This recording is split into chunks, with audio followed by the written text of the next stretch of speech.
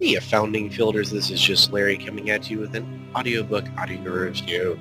This week we're talking about Catch Me If You Can, a book written by Frank W. Abigail. Now this is a nonfiction book. It is an autobiography of the exploits of one of the top check fraud artists in the history of check fraud. I mean, this guy was really over the top and ahead of everything.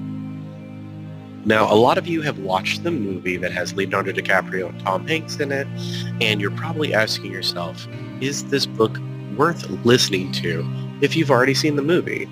And this reviewer says, absolutely.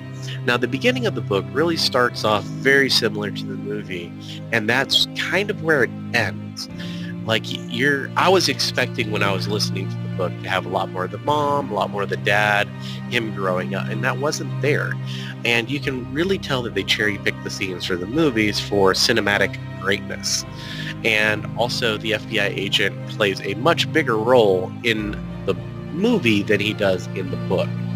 Now, that being said, there really wasn't a time in the book where I found myself bored, wanting to put it down and not wanting to see what the hell this guy was going to get into. Some of the stuff that happened, you already know is going to happen if you've watched the movie, but honestly, probably 80% of the stuff that happens in the book either is really fleshed out to a point that it's almost like reading about it for the first time or hearing about it for the first time, or it wasn't in the movie at all. So it is literally the first time that you're hearing about it. The narrator does an amazing job on this book. It was narrated by Barrett Whitener. If I remember correctly, it came in at about 8 hours and 31 minutes. So it's not a super short book, but it's not super long either. It's one of those nice, easy listens. You can get it done in a few days, depending on how often you have to listen to it.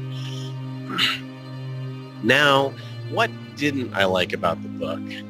I really wish Frank would have reached out to the FBI agent, kind of like how they had it in the movie, and maybe got a little bit more of his perspective.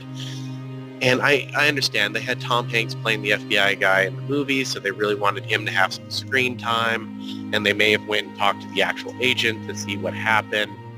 But honestly, he wasn't really there. He wasn't a player. I understand that Frank wrote the book and it's about himself, but seriously, at times I kind of wonder if this was a big fish story, because it seemed like, crap, how the hell does one person get away with this? I understand that he's an amazing con artist, but still it's like, But ultimately, the story is absolutely entertaining, and it's not honestly written like a nonfiction book. It's really written like a book that almost like a Hardy Boys type book, grand adventure type deal, and this is what this person went and did, and all this other stuff. And now, the one thing that I actually wish is I wish there was a part 2 to after he was caught and after he became a good guy. Because for those who don't know, after he was arrested for the final time, Frank actually became a white hat and started using his knowledge of checks and everything else to create a whole bunch of good things. Like most of the safety features that are on your checks nowadays are because of this guy. He designed them, he tested them, and he implemented them. So he was the front runner of check security. So honestly, absolutely recommend. I would give this one probably a solid 4 stars. I can't say that you have to get out there and read it right now, but I strongly recommend it. It's probably a 4.5. And the only thing that keeps me from giving it a 5-star is I honestly can see some people probably so not enjoying this.